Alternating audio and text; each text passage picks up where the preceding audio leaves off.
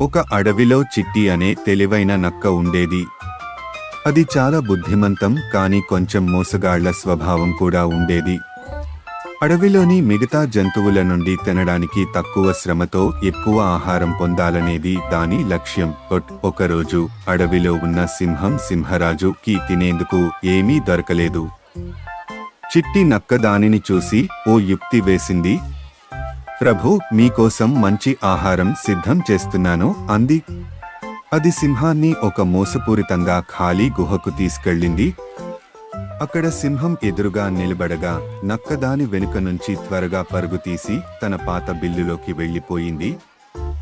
సింహం మాత్రం ఖాళీగా చూసి నిలబడిపోయింది.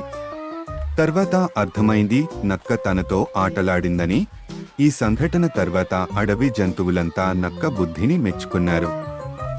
కానీ అప్పటి నుండి నక్క పక్క జంతువులతో మోసం చేయకూడదని తెలుసుకుంది.